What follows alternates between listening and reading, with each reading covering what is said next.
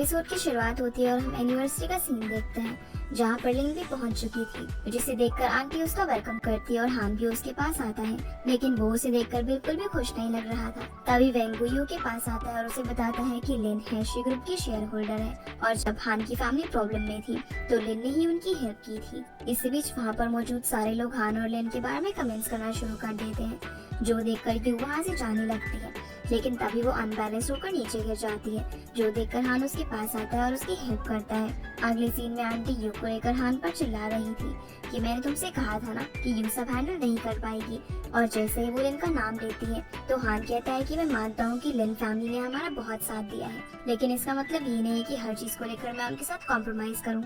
जो सुनकर आंटी वहाँ से जाने लगती है और जाते जाते वो उसे कहती है कि मुझे पता है तुम एक्सीडेंट के बारे में इन्वेस्टिगेट कर रहे हो, लेकिन मेरे अकॉर्डिंग तुम्हें ऐसा नहीं करना चाहिए और अपने बिजनेस पर ध्यान देना चाहिए। दूसरी तरफ हम यू को देखते हैं जो कि लिन से काफी जेलस फील कर रही थी। तभी हान उसके पास आता है और उसके पैर पर दबा लगाने लगता है। फिर जब हान अपने रूम में वापस चला जाता है तो यू उसके पास कॉल करती है और लिन के बारे में बात करने लगती है, लेकिन हान उसे लिन के बारे में कुछ भी नहीं बताता और कॉल कट कर देता है। जिसके अगले दिन जियाओ यू को सोशल मीडिया पर हो रही गॉसिप्स दिखाती है, जिसमें लोग हान और लिन के बारे में काफी अच्छे कमेंट्स कर रहे थे और यू को पॉइंट आउट कर रहे थे, जो देखकर यू हंसने लगती है और वो इस बात को बिल्कुल भी सीरियसली नहीं लेती। वही हान की सेक्रेटरी भी उसको इस बारे में बताती है, तो वो सेक्रेटरी को लीगल डिपार्टमेंट से बात करने के लिए कहता है ताकि वो इन गॉसिप्स को बंद कर सके। जिसके बाद हान घर जाता है और यू को इंटरनेट पर चल रही गॉसिप्स के बारे में पूछता है, जिस पर यू कहती है कि मुझे इस चीज से कोई भी फर्क नहीं पड़ता, क्योंकि मुझे ये पता है कि तुम मेरी साइड ही हो और तुम जरूर कोई ना कोई रास्ता निकाल लोगे।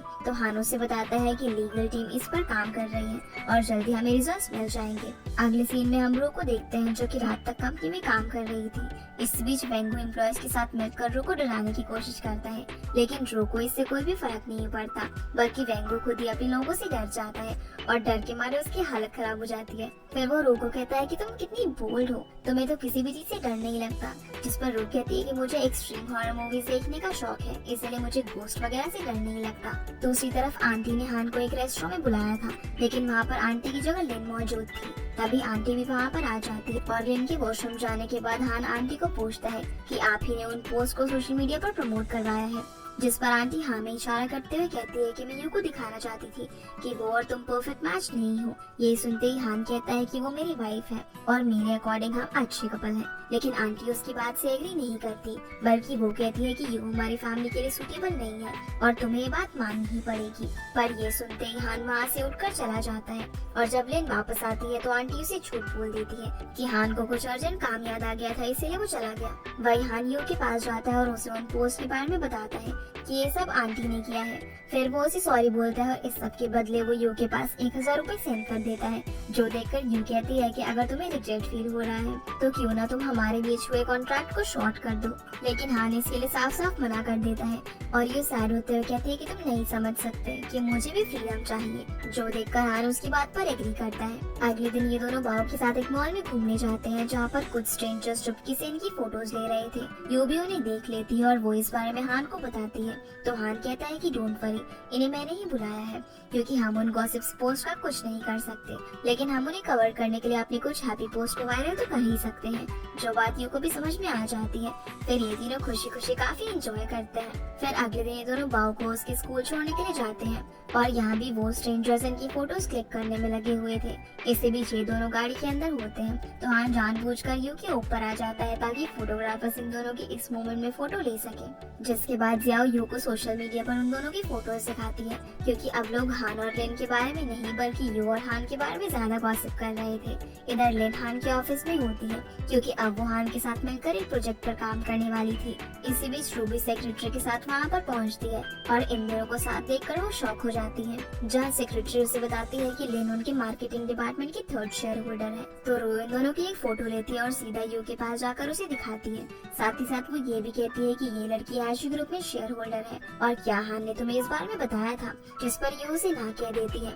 तब रो से कहती है कि तुम्हें हान से इस बारे में एक बार जरूर बात करनी चाहिए। अब रात में जब यू अपने रूम में होती है, जहाँ वो एक पिलो पर हान की फोटो चिपकाती है और उस पर वह सारा गुस्सा निकालती है, है। इधर हान भी उसका शोर सुन रहा था और वो जाकर उससे पूछता है कि तुम इतना शोर क्यों मचा रही हो। तो वो बहाना बनाने लगती है कि वो बच्चों को ट्रीट करने के लिए प्रैक्टिस कर रही थी।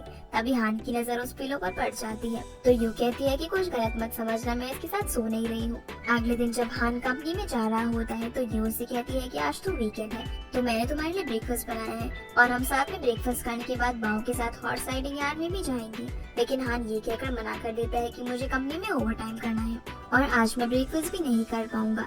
इतना कहकर वो यहाँ से चला जाता है। अब यू सोचती है कि ऐसा पहली बार हुआ है कि वो बिना ब्रेकफास्ट किए जा रहा है। इसी बीच वो इमेजिन करती है कि लिन और हान साथ में ब्रेकफास्ट कर रहे हैं। ये सोचकर उसे काफी ज्यादा गुस्सा आ जाता है। दूसरी तरफ बाव जियाओ के साथ चैट कर रहा था जो उसे बताती है कि तुम्हारी मॉम आजकल अनहैप्पी रहती है क्योंकि तुम्हारे फादर किसी दूसरी लड़की के साथ काम में बिजी है। तभी यहाँ पर यू आ जाती है जो कि बाव को कहती है कि आज वीकेंड है इसलिए मुझे बताओ कि तुम्हें घूमने के लिए कहाँ जाना है। लेकिन बाव कहीं भी जाने के लिए रेडी नहीं था। वो उसे लिखकर बताता है कि मैं फादर को काफी मिस कर रहा हूँ, इसलिए ये दोनों हान के पास कंपनी में पहुँच जाते हैं। यू हान को बताती है कि बाव तुम्हें काफी मिस कर रहा था इसलिए मैं इसे यहाँ पर ले आई। इसी बीच यू अपना बनाया हुआ ब्रेकफास्ट भी हान को देती है लेकिन तभी लिन वहाँ पर आ जाती है और वो भी उसके लिए ब्रेकफास्ट लेकर आई थी। जो देखकर हान यू को कहता है कि फिलहाल मुझे एक मीटिंग करनी है और मुझे पता है कि तुमने काफी अच्छा ब्रेकफास्ट बनाया होगा इसलिए तुम 1 घंटा वेट करो और फिर हम लोग साथ में लंच के लिए जाएंगे। अब यू और बाव बाहर बैठकर हान का वेट कर रहे थे तो जैसे ही यू बाव को अकेले छोड़कर वॉशरूम जाती है इसी बीच मौका देखकर वो चुपके से हान के ऑफिस में घुस जाता है जहाँ वो लिन के साथ मीटिंग कर रहा था। यहाँ बाव चुपके से आगे बढ़ता है और लिन की कॉफी में एक टॉइन सेक डालकर वहाँ से जाने लगता है लेकिन तभी हान उसे देख लेता है जहाँ लिन भी उसे हेलो बोलती है और जैसे ही वो कॉफी उठाती है तो वो एकदम से डर जाती है जिससे सारी कॉफी उसके ऊपर ही गिर जाती है। अब लिन यहाँ से वॉशरूम जाती है तो रास्ते में उसे यू मिलती है और यहाँ मौका देखकर वो यू को सुनाने लगती है क्योंकि उसे लगता है कि यू ने ही बाव को ऐसा करने के लिए कहा होगा। दूसरी तरफ जब हान बाव को डांट रहा था तो यू वहाँ पर पहुँच जाती है और उसे काम डाउन करती है लेकिन हान तो बस बाव को डांटे ही जा रहा था इसीलिए बाव गुस्से में वहाँ से चला जाता है। जो देखकर यू हान को कहती है कि वो सिर्फ एक बच्चा है ना कि तुम्हारा एम्प्लॉय, इसलिए तुम्हें उसे प्यार से समझाना चाहिए। लेकिन हान तो उल्टा यू को ही सुनाने लगता है कि तुमने उसे बिगाड़ दिया है। जो सुनकर यू को और भी ज्यादा गुस्सा आ जाता है और वो भी उसे 1-2 बात सुनाकर वहाँ से चली जाती है। जिसके बाद यू बाव को अपनी पेरेंट्स के घर लेकर जाती है ताकि उसका मूड ठीक हो सके। यहाँ यू की मदर बाव को काफी अच्छे से ट्रीट करती है। फिर वो यू का लटका हुआ चेहरा देखकर पूछती है कि तुम आज अचानक से यहाँ पर कैसे आ गई और क्या तुम्हारा हान के साथ झगड़ा हुआ।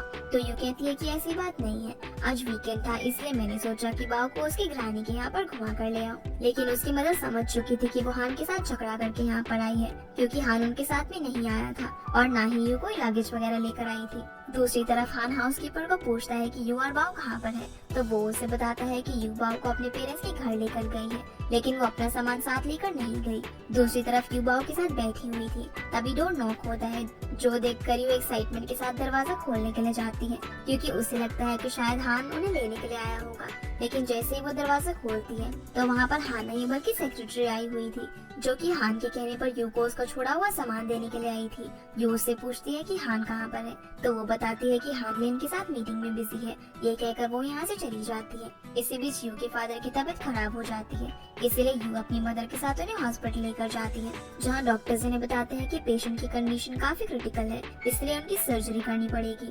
हालांकि सर्जरी में भी काफी ज्यादा रिस्क है लेकिन अगर सर्जरी नहीं हुई तो ये रिस्क और ज्यादा बढ़ जाएगा इसलिए आप लोगों को जल्द से जल्द डिसीजन लेना होगा।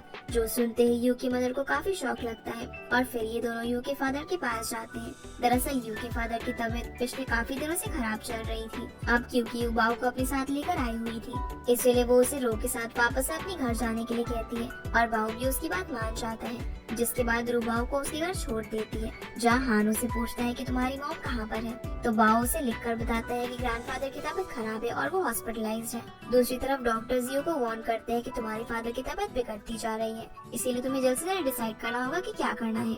जो देखकर यू काफी परेशान हो जाती है तभी हान बाव के साथ वहाँ पर पहुँच जाता है। वो यू को कंसोल करते हुए कहता है कि तुम चिंता मत करो, तुम्हारे फादर जल्दी ही ठीक हो जाएंगे। फिर वो सेक्रेटरी के पास कॉल करता है और उसे एक्सपर्ट डॉक्टर्स को हायर करने का बोलता है। जिसके कुछ देर बाद ही वो एक्सपर्ट डॉक्टर वहाँ पर पहुँच जाते हैं जो कि यू के फादर की सर्जरी करने वाले थे। तभी यू एग्रीमेंट पर साइन कर देती है जिसके बाद हान यू को छोड़कर सभी को यहाँ से घर भेज देता है। फिर वो यू के लिए खाना लेकर आता है तो यू से थैंक्स बोलती है और पूछती है कि तुम मेरी इतनी हेल्प क्यों कर रहे हो, जिस पर हान कहता है कि क्योंकि तुम मेरी वाइफ हो। फिर यू उससे लिन के बारे में पूछती है तो हान कहता है कि लिन की फैमिली और मेरी फैमिली पिछले काफी सालों से फ्रेंड्स हैं और मैं उसे बचपन से जानता हूँ क्योंकि वो मेरी बेस्ट फ्रेंड है। लेकिन आखिर तुम उसके बारे में जानने के लिए इतनी क्यूरियस क्यों हो? जो सुनते ही यू चुप हो जाती है और टॉपिक चेंज करते हुए खाना खाने लगती है। अगले दिन यू अपने फादर से मिलती है जो कि उससे अपना क्रेडिट कार्ड देते हैं ताकि यू उनकी सेविंग को सही से यूज कर सके।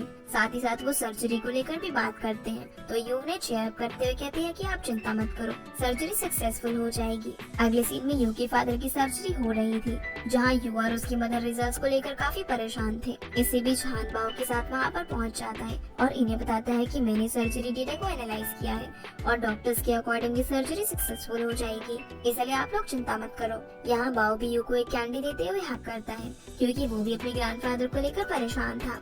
जिसके कुछ देर बाद डॉक्टर्स यू के फादर को ऑपरेशन थिएटर से बाहर लेकर आते हैं और उन्हें बताते हैं कि सर्जरी सक्सेसफुल हो गई है। जितना सुनते ही सभी लोग काफी खुश हो जाते हैं। जिसके बाद यू अपने फादर के पास ही बैठी होती है और काफी ज्यादा नींद आने पर वो वहीं सो जाती है। इधर हान भी उसे देख लेता है, फिर वो उसके पास आकर उस पर अपना कोट डाल देता है। इसी बीच वो देखता है कि यू के कुछ बाल उसके मुंह में जा रहे हैं और जैसे ही हान उसके बाल साइड करता है तो यू उसकी उंगली को अपने दांतों से दबा देती है क्योंकि उसे लग रहा था कि मानो वो सपने में चिकन खा रही हो। इसी बीच हम यू के फादर को देखते हैं जो कि इन दोनों को देखकर स्माइल कर रहे थे। तभी यू की आँख खुलती है और हान को अपने पास देखकर वो बिल्कुल नॉर्मल हो जाती है और अपने फादर को देखकर उनका हालचाल पूछती है। इधर आंटी भी हॉस्पिटल आ जाती है और हान को दोबारा पॉइंट आउट करते हुए कहती है कि तुम्हें भला किसी स्ट्रेंजर के लिए ये सब करने की क्या जरूरत थी, क्योंकि तुम्हें अपने काम पर फोकस करना चाहिए। तब हान कहता है कि वो कोई स्ट्रेंजर नहीं बल्कि मेरे फादर इन लॉ है और मेरे लिए मेरी फैमिली बहुत ज्यादा इम्पोर्टेंट है। खैर आगे आंटी भी यू के फादर से मिलने जाती है तो यू अपने पेरेंट्स को आंटी के साथ इंट्रोड्यूस करवाती है। अब वेंगू भी यहाँ पर पहुँच जाता है और हान को किसी जरूरी काम से जाना पड़ता है, इसीलिए वो आंटी को लेकर वहाँ से निकल जाता है। इसी बीच आंटी नोटिस करती है कि बाओ यू की फैमिली के साथ काफी घुल मिल गया है, इसलिए वो जाते हुए हान के साथ इस बारे में बात करती है कि पहले तो बाओ स्ट्रेंजर के साथ बात तक नहीं करता था लेकिन अब वो बिल्कुल चेंज हो चुका है। तो हान कहता है कि ये सब यू की वजह से हुआ है। दूसरी तरफ यू वेंगू से पूछती है कि मैंने हान के ऑफिस ड्रॉअर में काफी सारी लड़कियों की बैक फोटोज देखी है, इसीलिए क्या तुम मुझे इस बारे में कुछ बता सकते हो? तो वेंगू उसे बताता है कि हान ने अपने ड्रीम में किसी लड़की को बैक साइड से देखा था और उसे ढूंढने के लिए ही उसने इतनी सारी लड़कियों की फोटोज रखी हुई है, पर मेरे हिसाब से तो वो लड़की इस दुनिया में एग्जिस्ट ही नहीं करती। जो सुनकर वो शॉक हो जाती है। फिर वो हान के पास कॉल करके उसे अर्जेंटली हॉस्पिटल आने को बोलती है। जो सुनते ही हान पैनिक सिचुएशन में हॉस्पिटल पहुंचता है जहां वो देखता है कि यू के फादर को देखने के लिए काफी सारे रिलेटिव्स आए हुए थे। यू सारे रिलेटिव्स को हान के साथ इंट्रोड्यूस करवाती है और सभी हान की काफी तारीफ करते हैं। इसी बीच रूफ हान के साथ यहाँ पर पहुँचती है और यू को साथ में लेकर सुपरमार्केट जाने के लिए निकल जाती है। इधर हान और फांग भी वापस आने के लिए लिफ्ट में होते हैं जहाँ हान फांग को अवॉइड करने की कोशिश करता है, लेकिन कोइंसिडेंटली ये दोनों एक दूसरे के करीब आ जाते हैं। दूसरी तरफ रो यू को कहती है कि शायद तुम हान को लाइक करने लगी हो और अगर ऐसी बात है तो तुम्हें ये बात उसे बता देनी चाहिए वरना लेन इस बात का फायदा उठा लेगी। जिसके बाद हान और फांग हॉस्पिटल से बाहर निकलते हैं। तभी लिन भी वहाँ पर आ जाती है जो कि हान को लेने के लिए आई थी। इसी बीच यू और रूबी वहाँ पर आ जाती है तो हान यू को कहता है कि मुझे कुछ अर्जेंट काम से बाहर जाना पड़ रहा है, इसलिए तुम इस बारे में पेरेंट्स को बता देना और अगर किसी भी चीज की जरूरत पड़े तो मुझे कॉल कर लेना। अब यू उसे खुशी खुशी बाय बोलती है लेकिन लिन जाने से पहले एक बार फिर से यू को ट्रोल करती है जिस कारण से वो भी गुस्से में वहाँ से चली जाती है। अगले सीन में रू यू को उसकी डायमंड रिंग दिखाती है जो कि उसे वॉशरूम में मिली थी, जो देखकर यू काफी सरप्राइज हो जाती है। तो रू उसे कहती है कि तुम्हारे पास आइडेंटिटी के लिए सिर्फ ये रिंग है जो तुम्हारे और हान के रिलेशन को प्रेजेंट करेगी। खैर आगे यू के फादर हॉस्पिटल से डिस्चार्ज होकर घर आ जाते हैं और यहाँ ये तीनों काफी खुश दिखाई दे रहे थे। इसी बीच हान भी बाओ के साथ वहाँ पर आ जाता है और ये सभी मिलकर खाना खाते हैं जहाँ बाओ यू के पेरेंट्स को ग्रैंडपा और ग्रैंडमा कहकर बुलाता है। जो सुनकर ये सभी काफी शॉक हो जाते हैं, लेकिन जब हान उसे डैडी बोलने के लिए कहता है तो वो अपना फेस घुमा लेता है क्योंकि वो हान को डैडी नहीं बोलना चाहता था, जिस बात से हान को थोड़ा हर्ट होता है। लेकिन ग्रैंडमा उसे कहती है कि तुम चिंता मत करो, एक न एक दिन वो तुम्हें डैडी जरूर कहेगा। इसी बीच हान के पास लिन की कॉल आती है जो कि उसे एक होटल में मीटिंग के लिए बुलाती है। इधर यू भी होटल का नाम सुन लेती है और हान के जाने के बाद उसे ऐसा लगता है कि शायद हान लिन के साथ डेट करने के लिए गया है, इसीलिए यू भी रू की मदद से काफी अच्छे से रेडी हो जाती है और फांग के साथ उस होटल में चली जाती है। जब वो लिफ्ट के अंदर होती है तो लिफ्ट में ही मौजूद एक पर्सन नेटवर्क इशू के कारण अपने फोन को इधर उधर घुमा रहा था, लेकिन यू को ऐसा लगता है कि शायद वो उसकी फोटोज ले रहा है, इसीलिए वो उस पर अटैक कर देती है। लेकिन जैसे ही लिफ्ट ओपन होती है तो उसके सामने हान और लिन खड़े हुए थे, जो कि उस पर्सन को मिस्टर जय कहकर बुला रहे थे। पर वो यू को इस तरह देखकर शॉक हो जाता है क्योंकि उसने तो उसका कॉलर पकड़ा हुआ था। अब यहाँ हान यू को मिस्टर जय का कॉलर छोड़ने के लिए कहता है और उससे अपने साथ मीटिंग के लिए ले जाता है, लेकिन मिस्टर जी इस कॉर्पोरेशन को ही कैंसिल कर देता है। फिर लिन यू के पास आकर उसे लेक्चर देने लगती है और यू को भी उसकी बात सुननी पड़ती है क्योंकि उसने गलती की थी। हालांकि यू उसे सॉरी बोलती है और उसे समझाने की कोशिश करती है, लेकिन लिन भला अब उसकी बात कहाँ सुनने वाली थी। वो उसे कहती है कि तुम हान के लिए हमेशा ट्रबल क्रिएट करती हो और मुझे पता है कि तुम दोनों की कॉन्ट्रैक्ट मैरिज है, इसीलिए मैं तुम्हें हान से दूर होने के लिए कुछ दिन दे रही हूँ क्योंकि मेरी हान के साथ एंगेजमेंट हो चुकी है और वैसे भी तुम हान को डिजर्व नहीं करती, तुम्हारा लेवल काफी डाउन है। ये सब सुनकर यू शॉक हो जाती है और उसे काफी बुरा लगता है। जिसके बाद ये होटल से बाहर निकलती है तो हान उसी की वेट में खड़ा हुआ था। ये उसे सॉरी कहती है, लेकिन हान उस मीटिंग को लेकर इतना सीरियस नहीं था, इसीलिए वो यू को कुछ नहीं कहता, बल्कि वो उसे अपना कोट पहनाकर घर ड्रॉप करने के लिए कहता है। पर तभी फांग यू के पास आ जाता है और उसे घर ड्रॉप करने के लिए अपने साथ ले जाता है। जहाँ रास्ते में यू फांग को बार में चलने के लिए कहती है तो ये दोनों बार में जाकर ड्रिंक करने लगते हैं। तब यू फांग को आज के इंसिडेंट के बारे में बताती है और वो काफी ज्यादा अपसेट भी थी, जो देखकर फांग उसे चीयर अप करने की कोशिश करता है। इधर वेंकू भी इसी बार में मौजूद था, जो कि इन दोनों को साथ में देखकर हान के पास कॉल करता है और उसे यहाँ पर बुला लेता है। दरअसल वेंकू को लगता है कि शायद यू और फांग दोनों डेट कर रहे हैं, जिसके बाद हान वहाँ पर पहुँच जाता है और वेंकू फांग को अपने साथ वहाँ से ले जाता है। फिर हान यू को उसके घर जाने के लिए कहता है, लेकिन यू उसके घर जाने से मना कर देती है और कॉन्ट्रैक्ट भी टर्मिनेट करने के लिए कहती है। जब हान इस सब का कारण पूछता है तो यू कहती है कि अब बाओ बिल्कुल रिकवर हो चुका है और मैं भी अब अपने करियर पर फोकस करना चाहती हूँ, वैसे भी मैं तुम्हारे लिए सिर्फ हमेशा ट्रबल ही क्रिएट करती हूँ। ये सब कहकर वो यहाँ से चली जाती है, जिसके बाद हान वेंकू के साथ ड्रिंक करता है क्योंकि यू के इस तरह जाने पर वो भी काफी अपसेट हो गया था। तब यहाँ वेंकू उसे उसकी और लिन की एंगेजमेंट के बारे में पूछता है तो हान कहता है कि तुम इस बार में यू से ही पूछ लेना क्योंकि मैंने उसे सब कुछ बताया हुआ है कि मैं इस एंगेजमेंट के अगेंस्ट हूँ।